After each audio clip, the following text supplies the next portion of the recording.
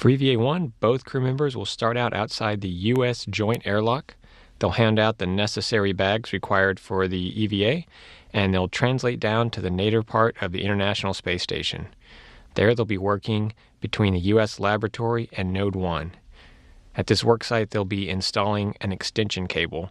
This extension cable will provide access to one of the power outlets on the outside of station once the permanent multi-purpose module has been mated. This particular location would be used in the event that Node 3 needed to be demated for a contingency EVA. This cable would provide temporary heater power to Node 3. From there, both crew members will head out in preparation to move the failed pump module from the mobile transporter down to external stowage platform 2.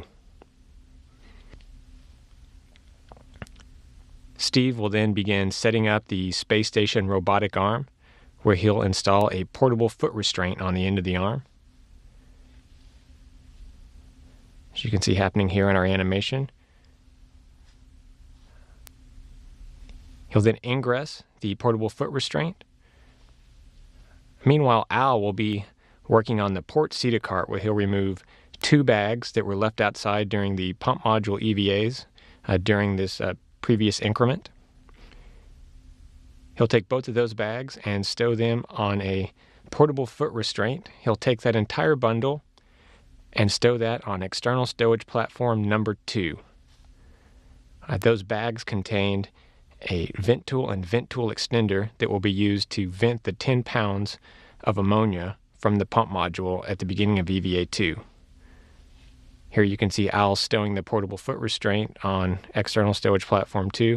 Here he's routing the vent tool and vent tool extender to get in preparation for EVA-2. Meanwhile, Steve will be retrieving the failed pump module from the mobile transporter. Here you'll see him reorienting the pump module for installation on ESP2, or external stowage platform 2. Al will help him guide the 800-pound pump module into place. They'll partially install it, then remove the adjustable grapple bar.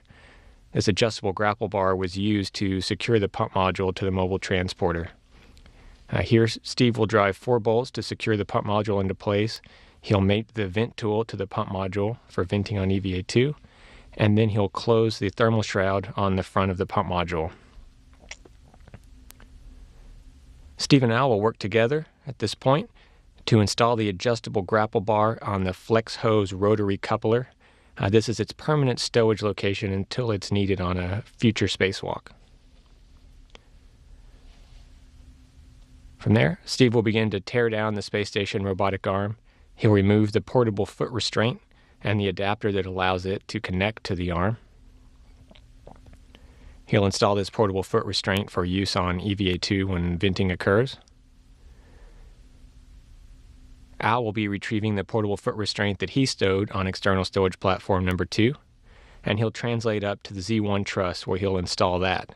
He'll be performing kind of a shell game with portable foot restraints here. While he's in the area, he'll open up 2 thermal shrouds. This will allow Dexter access to these 2 orbital replacement units in the event that they need to be changed out robotically. He'll then move a tool stanchion from one portable foot restraint to the one that he just brought up to Z1, which will allow him to access the portable foot restraint that he plans to bring inside. This portable foot restraint has a heat shield on it. It's the last portable foot restraint that we have on Space Station that still has its heat shield. This heat shield prevents this foot restraint from being installed at certain work sites on the outside of Space Station. So in between EVAs 1 and 2, the crew will bring this foot restraint inside and remove the heat shield. From there, both Steve and Al will translate out to the starboard truss, and they'll get to work on the camera that you see here near Express Logistics Carrier number 4. They'll be installing a wedge that cants this camera inboard to provide sufficient access to robotically install orbital replacement units on Express Logistics Carrier number 4. Here you can see them removing the stanchion. They'll install the wedge.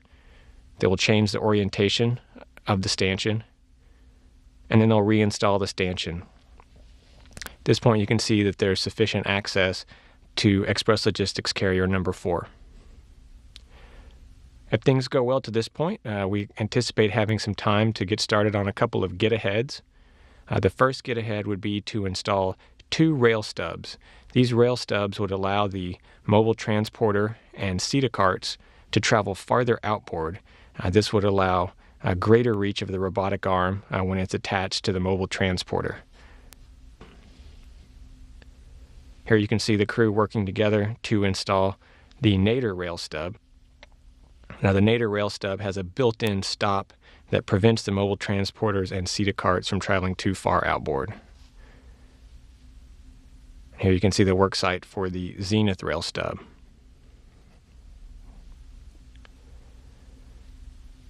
Once the zenith rail stub is installed, we have one more get-ahead per crew member as time allows. One crew member will be stowing the tether shuttle stop.